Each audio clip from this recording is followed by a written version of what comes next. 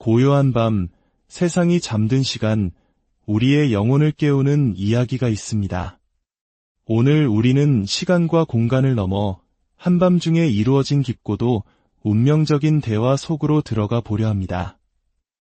이야기는 성공한 엘리트였던 한 남자와 인류의 운명을 짊어진 한 청년 사이에서 시작됩니다. 오늘 나눌 말씀이 여러분의 마음에 깊은 울림을 준다면 좋아요와 구독을 통해 이 은혜의 여정에 동참해 주십시오. 여러분의 작은 손길이 저희가 계속해서 귀한 이야기를 전하는 데 큰 힘이 됩니다. 이 말씀을 듣는 모든 분들 위해 하나님의 평강이 함께하기를 기도합니다. 성경 요한복음 3장에는 니고데모라는 한 남자가 등장합니다. 그는 바리새인이었고 유대인의 최고 의결기구인 산헤드린의 공회원이었습니다. 오늘날로 말하자면 그는 사회적으로 가장 높은 지위와 명예, 그리고 지식을 모두 갖춘 사람이었습니다. 그는 이스라엘에 존경받는 스승이었습니다. 어느 날 밤, 그는 남들의 눈을 피해 조용히 예수님을 찾아옵니다. 그리고 이렇게 말합니다. 랍비여, 우리가 당신은 하나님께로부터 오신 선생인 줄 아나이다. 하나님이 함께 하시지 아니하시면 당신이 행하시는 이 표적을 아무도 할 수 없음이니이다. 아주 정중하고 존경심이 가득한 말입니다. 그는 예수님을 위대한 기적을 행하는 하나님이 보내신 특별한 스승으로 인정하고 있었습니다. 그러나 예수님의 대답은 그의 예상을 완전히 벗어났습니다. 예수님은 그의 칭찬에 화답하는 대신 대화의 본질을 꿰뚫는 충격적인 선언을 하십니다. 내가 진실로 진실로 내게 이르노니 사람이 거듭나지 아니하면 하나님의 나라를 볼 수 없느니라. 거듭난다. 이 말은 오늘날 우리에게도 낯설지 않습니다. 하지만 우리는 이 말을 어떻게 이해하고 있을까요? 많은 사람들은 거듭남을 두 가지 극단적인 이미지로 생각하는 경향이 있습니다. 첫째는 인생의 가장 밑바닥까지 떨어졌던 사람들이 겪는 아주 강렬하고 극적인 감정적 체험입니다. 예를 들어 마약 중독자나 감옥에 있었던 사람이 눈물 콧물을 쏟으며 자신의 죄를 뉘우치고 새로운 삶을 다짐하는 그런 드라마틱한 장면을 떠올립니다. 그래서 평범하고 안정적인 삶을 사는 사람들은 나는 그런 경험이 필요 없어라고 생각하곤 합니다. 둘째는 아주 엄격하고 폐쇄적인 도덕적 틀을 받아들이는 것입니다. 술도 안 마시고 담배도 안 피우고 세상의 모든 즐거움을 멀리하며 흑백 논리에 갇혀 사는 사람들의 모습. 그래서 자유로운 사고를 하는 지성인들은 거듭남이라는 말을 들으면 편협하고 답답한 종교인의 이미지를 떠올리며 거부감을 느끼기도 합니다. 하지만 놀랍게도 예수님은 이 거듭남이라는 말씀을 인생의 실패자나 도덕적 해이의 상징 같은 인물이 아닌 바로 니고데모에게 하셨습니다. 니고데모는 누구입니까? 그는 감정이 메마른 사람도 삶이 망가진 사람도 아니었습니다. 그는 당대 최고의 지성인이자 사회 최상류층이었습니다. 또한 그는 바리새인으로서 누구보다 수백 가지의 율법을 철저하게 지키며 살아온 도덕적으로 완벽에 가까운 사람이었습니다. 그에게는 더 이상의 도덕적 규율이나 감정적 정화가 필요해 보이지 않았습니다. 바로 그 니고데모에게 예수님은 말씀하십니다. 너는 반드시 거듭나야 한다. 이것이 무엇을 의미할까요? 예수님은 거듭남이 특정 부류의 사람들, 즉 삶이 무너졌거나 특별한 영적 체험이 필요한 사람들만을 위한 것이 아니라고 분명히 말씀하고 계신 것입니다. 사회적으로 가장 성공한 사람이든 가장 비참한 실패자이든 도덕적으로 가장 깨끗한 사람이든 가장 더러운 죄인이든 감성적인 사람이든 이성적인 사람이든 우리 모두에게 예외 없이 필요한 것이 바로 거듭남이라는 사실입니다. 이것은 우리가 가진 모든 변명과 방어기제를 무너뜨리는 선언입니다. 나는 괜찮아. 저건 나약한 사람들에게나 필요한 거야라고 생각했던 우리의 교만한 마음을 예수님은 정면으로 겨누고 계십니다. 거듭남은 기독교 신앙의 여러 선택지 중 하나가 아니라 바로 그 중심이자 본질이기 때문입니다. 그렇다면 이토록 중요한 거듭남의 진짜 의미는 무엇일까요? 예수님은 이 개념을 통해 우리에게 몇 가지 급진적인 진리를 가르쳐 주십니다. 첫째, 거듭남은 도덕적으로 급진적입니다. 예수님은 니고데모에게 지금까지 잘 살아왔으니 거기에 조금만 더하면 된다고 말씀하지 않으셨습니다. 대신 모든 것을 처음부터 다시 시작해야 한다고 하셨습니다. 거듭난다는 것은 우리가 지금까지 쌓아온 모든 도덕적 업적, 선행, 종교적 노력이 하나님 나라에 들어가는 데에는 아무런 효력이 없음을 인정하는 것입니다. 마치 한국 사회에서 명문대를 나오고 대기업에 다니며 성공 가도를 달리는 사람이나 아무것도 가진 것 없이 거리에서 방황하는 사람이나 하나님 앞에서는 똑같이 0점에서 시작해야 한다는 뜻입니다. 우리가 성공이라고 믿었던 모든 것들이 하나님 앞에서는 아무것도 아님을 깨닫는 것. 이것은 우리의 자존심을 완전히 무너뜨리는 매우 급진적인 메시지입니다. 그래서 이 복음은 오히려 자신의 실패와 연약함을 아는 사람들에게 더 큰 위로와 기쁨으로 다가옵니다. 내가 이룬 것이 아무것도 없기에 오직 하나님의 은혜만을 붙들 수 있기 때문입니다.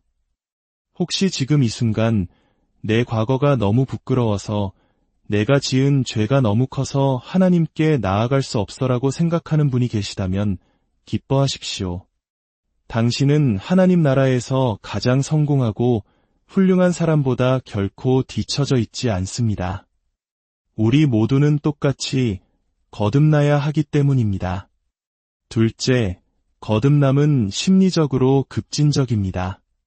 새로운 생명을 얻는다는 것은 단순히 새로운 능력을 얻는 것을 넘어 새로운 자아, 새로운 정체성을 갖게 됨을 의미합니다. 삶의 우선순위가 바뀌고 세상을 보는 관점이 달라지며 나를 정의하던 것들이 완전히 변하게 됩니다.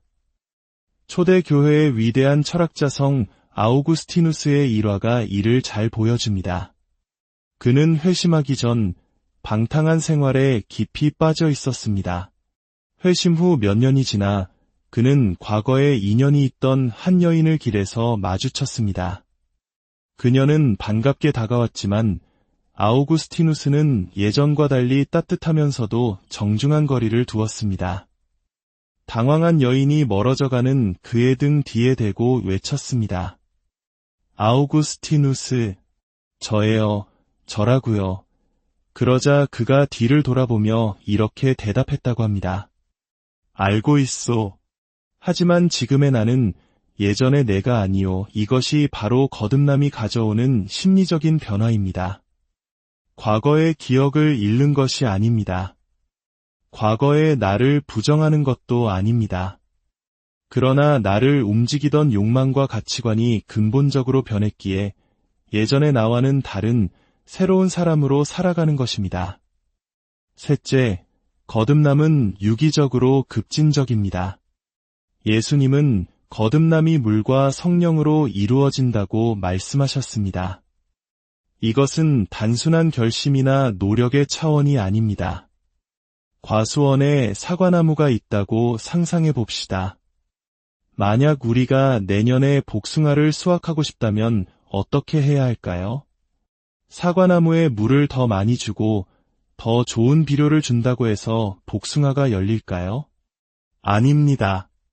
더 크고 맛있는 사과가 열릴 뿐입니다. 가지치기를 열심히 한다고 해도 결과는 마찬가지입니다.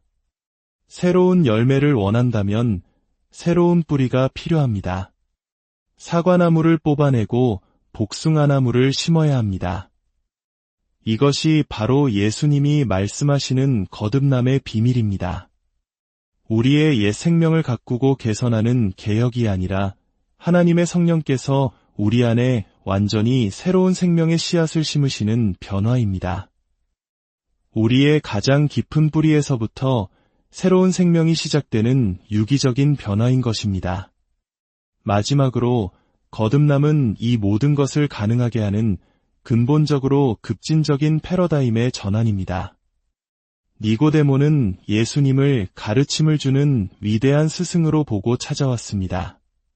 그는 예수님의 가르침을 배워서 더 나은 사람이 되고자 했습니다. 이것이 바로 스승 패러다임입니다. 그러나 예수님은 대화 내내 이 관점을 철저히 깨부수십니다. 예수님은 자신이 단지 길을 가르쳐주는 선생이 아니라 길 그 자체이며 우리를 구원할 구원자임을 분명히 하십니다.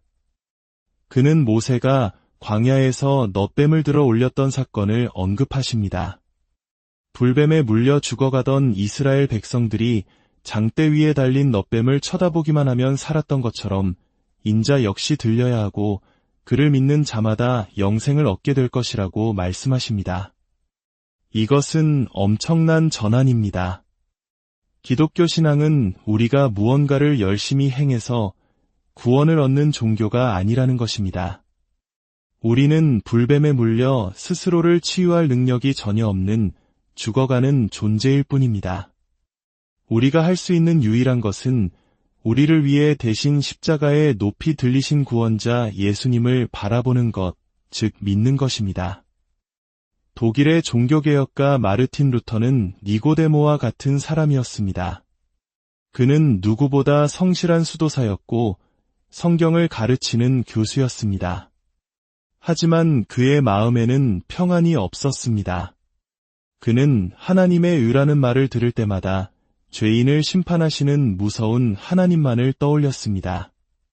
그러던 어느 날 그는 로마서 1장 17절 말씀을 묵상하다가 깨달음을 얻습니다.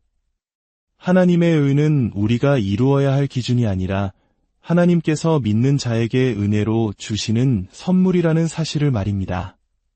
그는 그 순간을 이렇게 기록했습니다. 나는 비로소 내가 다시 태어났음을 느꼈고 활짝 열린 문을 통해 낙원으로 들어선 것 같았다. 스승의 가르침을 따라 스스로를 구원하려던 율법의 패러다임에서 나를 위해 모든 것을 이루신 구원자를 믿음으로 구원받는 복음의 패러다임으로 넘어가는 순간 그는 거듭났습니다. 그렇다면 우리는 어떻게 이 새로운 생명을 받을 수 있을까요? 이야기의 마지막, 우리는 십자가 아래에서 다시 니고데모를 만납니다. 모든 제자들이 두려워 흩어졌을 때 그는 아리마대 요셉과 함께 빌라도에게 예수님의 시신을 요구합니다. 그리고 당시 천한일로 여겨졌던 시신을 수습하여 정성껏 장사 지냅니다. 한밤중에 몰래 찾아왔던 그는 이제 가장 위험한 순간에 자신의 모든 것을 걸고 예수님 곁에 섰습니다. 무엇이 그를 이렇게 변화시켰을까요? 그는 예수님이 하셨던 인자가 들려야 하리라는 말씀을 계속해서 생각하고 또 생각했을 것입니다.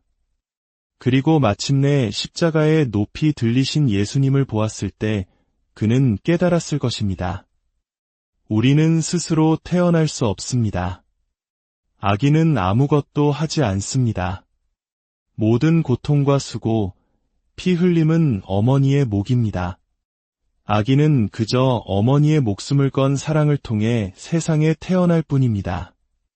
예수님은 바로 그 어머니처럼 우리에게 새 생명을 주시기 위해 십자가라는 극심한 산고를 겪으셨습니다.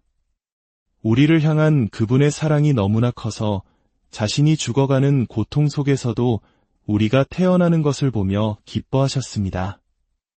거듭남은 우리가 어떤 신비한 체험을 억지로 만들어내는 것이 아닙니다. 어떤 감정을 쥐어짜내는 것도 아닙니다. 그것은 나를 위해 십자가에 들리신 예수님, 그분의 고통스러운 사랑을 잠잠히 바라보고 생각하고 귀 기울이는 것에서 시작됩니다. 사람마다 그 과정과 시간은 다를 수 있습니다. 니고데모처럼 오랜 시간이 걸릴 수도 있습니다. 중요한 것은 그분을 향한 우리의 시선을 멈추지 않는 것입니다. 아버지 하나님, 오늘 우리에게 거듭남의 신비를 가르쳐 주시니 감사합니다. 우리의 노력과 공로가 아닌 오직 십자가에서 모든 것을 내어주신 예수 그리스도의 사랑으로만 우리가 새로운 생명을 얻을 수 있음을 고백합니다. 우리의 눈을 열어 높이 들리신 구원자 예수님을 바라보게 하시고 그 사랑 안에서 참된 자유와 평안을 누리게 하여 주시옵소서. 이 말씀을 듣는 모든 심령 위에 주님의 은혜가 강물처럼 흐르기를 우리 주 예수 그리스도의 이름으로 기도합니다.